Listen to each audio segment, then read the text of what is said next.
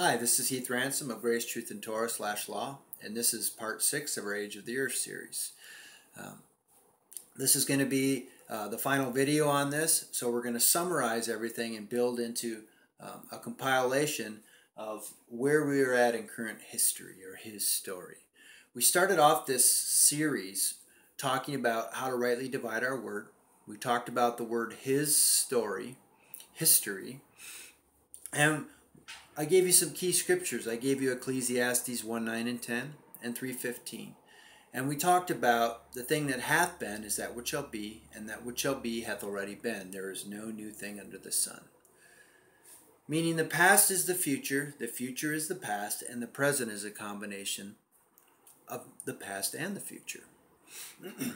We have this balance beam in time, past and future, future and past. But the center never moves. It's the immutable. It's the present or the now. Our Creator is omniscient, omnipotent, okay, and omnipresent, all-knowing, all-powerful, and all-present. He is always up to date. He spoke, and it created, okay? It has to follow specific teachings and instructions, or rules that He set forth that it must do. He spoke, therefore it exists, therefore it has to follow the rules that He set forth in creation. Now, I went through our Bible and I showed you specific patterns that prove this without a shadow of a doubt. I showed you Jacob and Esau, Moses and Joshua, Elisha and Elijah, John and Jesus. I said that these are the same blueprints or patterns in our Bible. Different characters, different time, but the exact same blueprint. They all have a hairy and a smooth man. They all have the Jordan River. They all have 12s, 70s, and 40s attached. And they all have a wilderness journey, so to speak. These are important because when you see this, you can say, oh my gosh, history does repeat itself. There is an order to creation. Therefore, things must follow the rules of creation. We have that rule book. It's called the Holy Bible. We went further in this study because we had to get to where did time start. What was the origin of creation? Well, we learned that sin brought death, brought time. We went from an infinite to a finite reality. We talked about the tree of life and the tree of knowledge of good and evil. And we talked about where time had started when there was a separation from the Garden of Eden. And we talked about where time had started with Adam, and this was the account and the start of the calendar. Then we started to get into this, how to do the 6,000 years of creation. One day equaling 1,000 years. We talked about 2 Peter 3:8. We talked about Psalms 94, one day equaling 1,000 years. 6 days equaling 6,000 years. The seventh day would be the day of rest. We're going to tie all that in today. As in the days of Noah, so will be in the days of the coming of the Son of Man. Noah's name meaning rest. We're also going to tie that into that being the seventh day, but in Revelations 20, we know that we're heading to 1,000-year millennial rest, where we're going to rule and reign with Christ as kings and priests for 1,000 years. Now, we talked about which calendar was correct, how they went about calculating time in the Bible, and we learned some key things. Now, most standards on Christianity, they still use Archbishop Usher of Argma, where he calculated biblical genealogies and he added them all the way back up, and he concluded that the origin of creation happened at 4004 BC. Well, 4004 BC, and using the 1 day 1,000 years, and it would end on 1996. And we know that wasn't the seventh day. We are far past that now. So we concluded that what he did was very correct by adding the biblical genealogies. But what he didn't have, what we had, is he didn't have an intersection into time like we did. Now, we got to talking about this system of Babel, or Tower of Babel, and Babylon in Revelations, and Nebuchadnezzar in Babylon. And we were tying that all in with what Babylon would look like today. And we did that in the last video. And we found that we had to use our Moedim, or our feasts, to really understand and break down time. Because Ecclesiastes 3:1 says there is a set time and season for every purpose under heaven. A set time and season. So we look through our feasts, Passover, unleavened bread, and first fruits is the one that we're really concerned about. And we talked about this Jewish prayer book called the Siddur. And on first fruits, that they would read Psalms 119. We talked about these acoustics that happen. These acoustic psalms, Psalms 111 to 119. We gave the story of the Tower of Babel being on 111 to 119. We talked about 2 Samuel 5 verses 1 to 10 to 1 Chronicles 11 verses 1 to 9. These are called doublet stories. Now, we talked about those being in our Bible like that because in the Siddur, at first fruits, they start reading Psalms 119. They read Psalms 119, 8 verses a day, 49 days to the 50th day being Shavuot or Pentecost and the receiving of the Word. We're supposed to write the Word on our hearts and our minds and start doing those things. We talked about Psalms 119 here at First Fruits. And it being done by Joshua. Joshua and Zerubbabel returned with Ezra from Babylonian captivity after 70 years to rebuild the temple. We talked about the temple being us, rebuilding our hearts and minds. That's what they were doing. We talked about the word Zerubbabel has the word mystery or secret in it. Behold, mystery of Babylon the Great. Joshua's name, another name for Jesus, meaning salvation or deliverance. Okay, they were coming to rebuild the temple. The cornerstone is Jesus. We're the lively stones built on the cornerstone. We are the temple, rebuilding the people's hearts and minds. What place shall you build me? What shall be the place of my rest? Have not my hand built all these things? We are the temple. Now, we talked about the time and season that Passover happens. It happens in springtime. We talked about January not being the first of the year, but March and April, where the spring equinox is, where day and night are equal. Okay? Now, what happens in springtime? Well, things bloom. They come out. They become separate. They come out to new life from the old. That's what Passover represents when the children of Israel came out of Egypt, Rome, or Babylon, whatever, however you would like to look at it. The unleavened bread is purging out false truths. The first fruits is returning to the true word, the true teachings and instructions. That's why Psalms 119 is included in there, because we're supposed to write those words, His statutes, His commandments, His teachings, His testimonies. Those are all on there on Psalms 119. It's talking about writing them on your heart. And that was done by Ezra. So we saw that there were specific patterns in our Bible.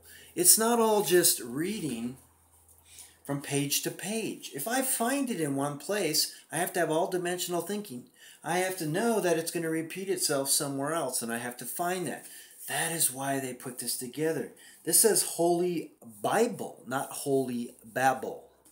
We talked about this system of Babel being a system of mixture, to mix, to fodder, to mingle. It's a mixture of race, religion, politics, philosophy, all gathered together in a centralized area. We talked about when you rotate the word Babel, it turns into the word heart. But not only does it mean confusion, it's a confusion of heart about the teachings and instructions of the kingdom of heaven. We talked about what New York City represented, the most culturally diverse city in the world. We went through all the details of us taking over Iraq, where the original Tower of Babel used to be, and how everything is in a reverse sequence. But what we didn't fully get into, and what I wanted to, because when we talk about Peleg, and this is the word Peleg with Tower of Babel, I want you to think of 119, first fruits, but during the Tower of Babel there began to be a people known as Hebrews. We went through Genesis 10:21 and 10:25, where we concluded that Shem was the father of all the Hebrews, or Shem was the father of all the children of Eber.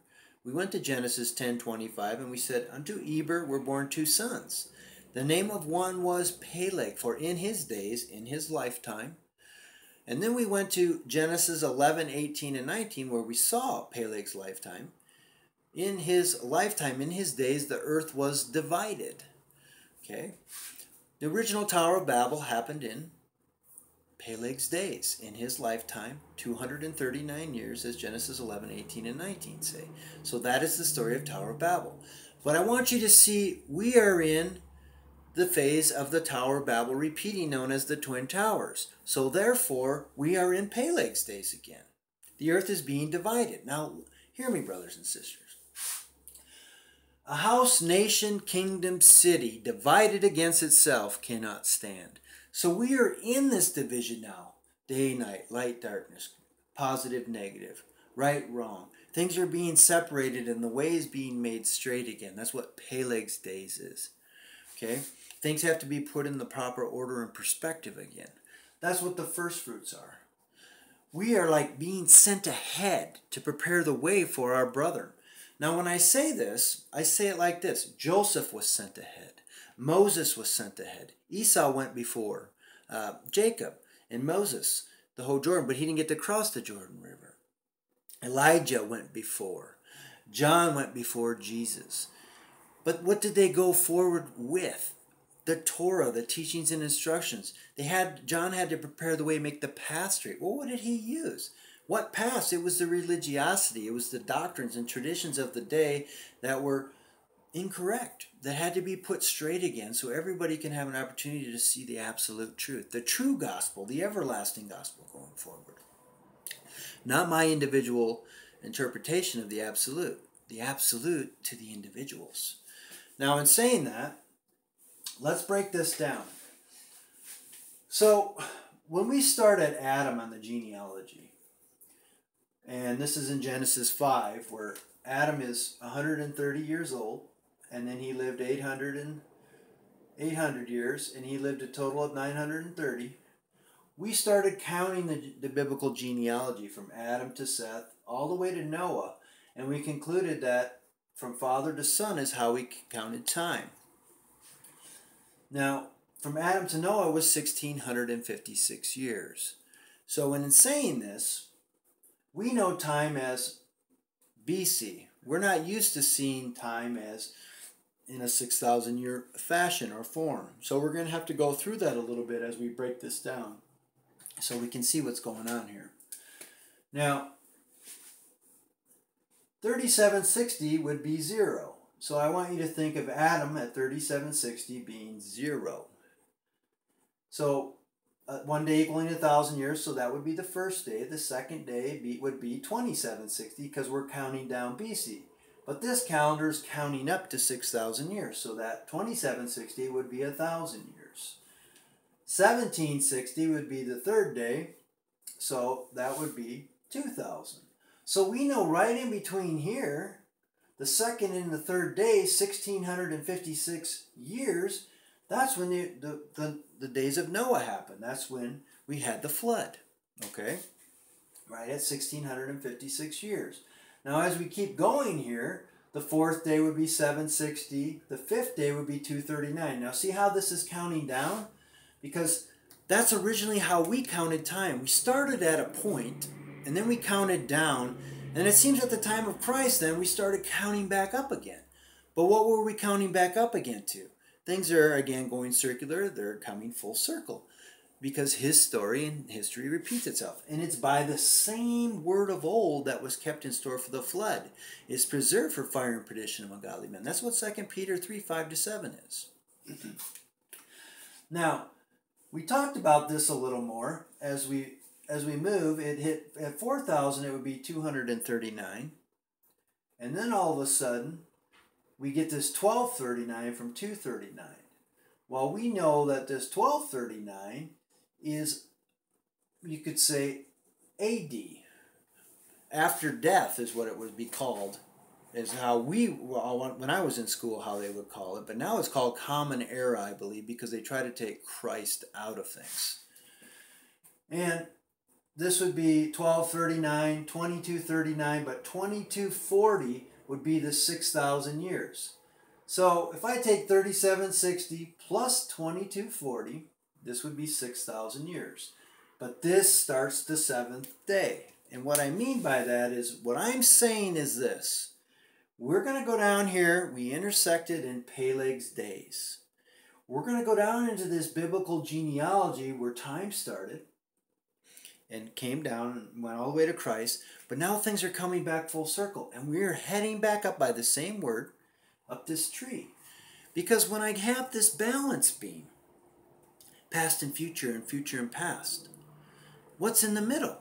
The present or the now. Well, who came through this line? It's the lineage of Christ. How are we engrafted into infinity, to all dimensionality? Through Christ, we become not ashamed again. John 3:16 tells us we have eternal life. We are eternal beings. We have access to the present or the now, or to eternity. Think about that. That is heavy duty.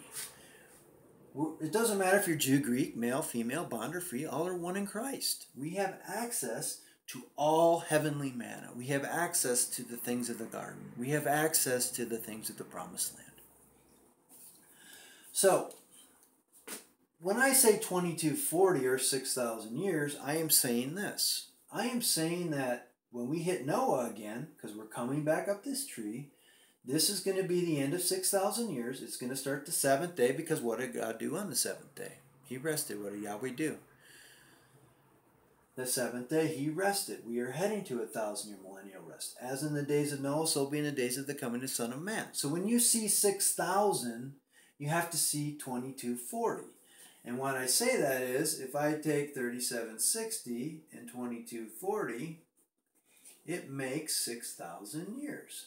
So that's how we move in and out of this calendar system, this solar and lunar calendar systems. And we're going to do a more extensive calendar study down the road here. Now, as we move into this deeper here now, you know that the Twin Towers is the Tower of Babel of old.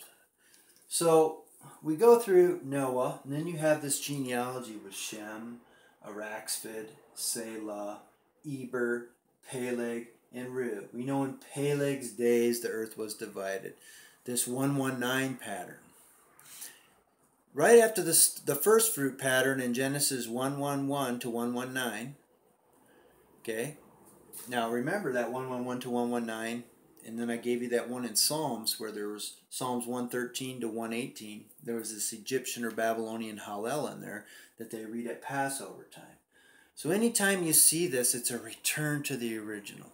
It's a separation from the system of Babylon. We are coming out of her, my people. We are being separate. How are we doing that? He's awakening us. He's quickening us. He's bringing the true teachings and instructions back to Torah. He's separating us from this system. Now, Peleg is Twin Towers or Tower of Babel. Okay, but I got this guy named Reu here. Reu means friend.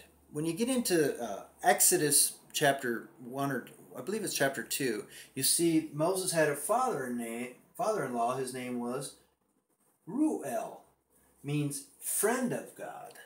Okay? This is where we fit in. We are friends. Friends of God, co-inheritors, sons, princes. Remember, Noah found grace in the eyes of the Lord. We have found grace. That's how we're saved. Many were prepared and on that day and knew who Yeshua was. They were laying down their garments. And many times, what people don't know when you get into studying about the garment, especially when you get into Zechariah and Joshua and Zorobabel there, and Joshua, the high priest there, had a filthy garment. And he got a clean garment. Joshua is another name for Jesus. Well, think about this time for our time. Jesus has a filthy garment. He's getting a new clean garment. And things are going to be put back in the proper order again. People were laying down their garments when Jesus came. They were laying down their religions. Think about that. That's what laying down their garments really means. That's what they were representing by it. And you see it all today, how people dress, their fashions, their doctrines, their traditions. That was the stereotype. People dressed a certain way at that time to reveal who they were. That's an important study. Now, Reu, Peleg, Eber, the word Hebrew, Selah, Araxphid. Now, I want you to notice something very, very beautiful here as you get in and study this. Now, remember, I can only show you so much on these short videos. You're going to have to go and dig in here a little bit to see this. And I would suggest when I show you this part, you're only going to see it in the King James Bible. There's a reason that this was authenticated, and there was all these other different versions at the time that this Bible was put out back in the Stuart or King James time. And what I would recommend is you use the King James when you want to study scribe work or priestly work and get in more detailed things. Okay? Because they don't change the precepts from this chapter to this chapter. You got all these new versions today that do that. And there is a problem with that when you go into scribe work. Okay? Now, I'm saying all this to say, just at the time when the King James Bible came out, there was all these different versions of the Bible. And they made one authentic, stamped, royal version. Okay, these guys were very skilled in what they did, believe me. If you do any study or history on who these men were. Now, as we move here, I want to show you something, and this is why I said this. See how Iraq's fit, or Shem was 100 and 500. Well, on the other side, Noah was 500 and 100. It would have to be the time to switch itself here, because it's coming back. And that's an amazing revelation there, just in that itself. Araxphid was 5 and 30. Selah was 30, and he begat Eber. Eber was 4 and 30. See how they're backwards? 4 and 30, 5 and 30. You only see this in the King James Version. And there's many different like this throughout the entire Bible. The scribes put them backwards because they knew time was going to come back this way. It's that profound. I'm not kidding. Because if you go on the other side of the flood and you go through Adam's genealogy all the way before you get to Noah, when you get to Enoch, it'll say he was 60 and 5. It doesn't say he was 5 and 60. They only do it to this side.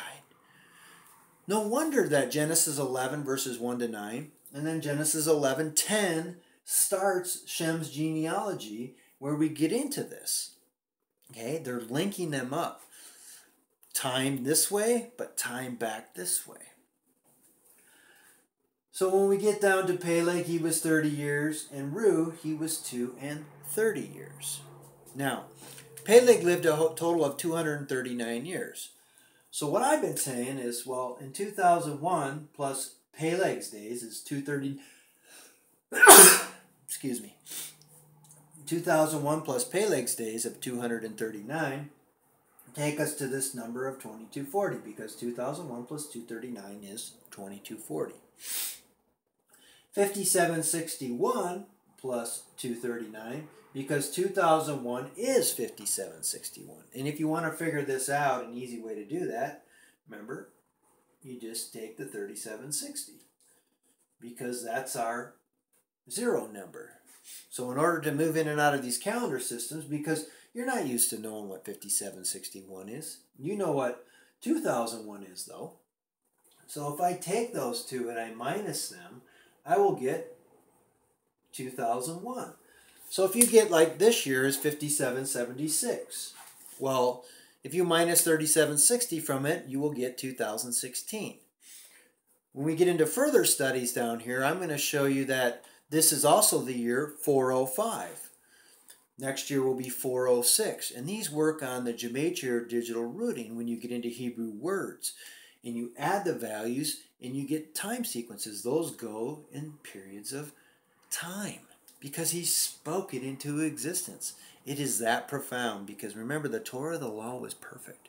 Nobody could keep it. Jesus became the Torah incarnate, the Word made flesh. He did it once and for all for us. Think about that. It is so profound. Now, if I take this 100, this 35 from Araxet, or 5 and 30, I take this 30 from Selah, I take this 34 from Eber, and I take this 30 from Peleg, and I add these, okay, because I'm continuing to count time, but I'm counting time back up now. So I want to see where we end here, because we had this intersection where the 119, or the first fruits, was flipped around to the 911. We're in a state of emergency where things are being put back in order. Things are being rebuilt. The stones have made even with the ground. We only get 229 years. So we have to go down to this guy's named Ru. Ru lived 2 and 30. Ru means friend. Okay? When you start breaking Ru up and you move it around a little bit and you rotate it in Titsera for combination, it turns into the word sound the alarm. It turns into the word the shepherds. Remember, the Lord's going to raise up shepherds after his own heart. We intersected exactly 22 years into Ru's life. He lived 30 and 2. Remember my little study on the heart? Lamad Bet in Hebrew. It's a rotation of Babel. But in gematria, or digital rooting, heart is 30 and 2. Isn't that fitting? We got 3 valves and 2 valves on our heart, and that the Hebrew word, when we do the gematria, exactly shows that. That's how profound the spoken word of creation is. We intersected 22 years into Ru's life. He lived 32. So 32 minus 22 is 10. So if I add all these together, you will see that they are 239 years. So we are heading back up this tree. When we get into these names and we rotate them and we look at things, we can see things that are coming and that will come because they've come before. It is all contained in the codice. Remember, not one jot or tittle of the Torah will go unfulfilled. Jesus didn't come to destroy the law of the prophets. He came to fulfill it. We remove it, and then we decide that, well, we're going to try to figure out how everything works. It's already been set forth from the beginning. We don't have to figure it out. It's already figured out. We have to learn how it works. That's where we run into issues, because we're running around saying the Torah or the law is dead. Well, no, it's not. Okay? Jesus removed the nomos, the law of sin and death. He gave us eternity. He didn't remove the teachings and instruction. There's a misunderstanding in that when people see that word law. Well, we're only under grace. We're only under grace. Well, these characters in our Bible, Jacob and Esau, Moses and Joshua, Elisha and Elijah, John and Jesus, all represent grace and truth, but also Torah and the unification in the Jordan. And I suggest you go back to one of the very first videos that I've shown, but I'm going to do a more advanced one in series to come, where you can see how this really works. That's why nature's aligned the way it is. You can't change the design of creation. So in saying that, when you count our intersection from in Peleg's days, his 239, the Tower of Babel, or the Twin Towers, we're in the days of Peleg. So we are heading back up this tree. 5761, or 2001, plus 239. And if you count these, you will see that they exactly land on Noah. We are in Peleg's days. And you say, well, how come you started at Ru, you didn't start at Peleg? I want you to think about ripples. If I throw a rock into water, time overlaps in ripples. And these ripples, they start building and time starts accumulating. That's why when you have in your genealogy, well, Adam was 130, but we go to Seth and he was 105. Well, we don't account that he lived 800 years longer and he lived into all these other lives down here. They carry forth into those.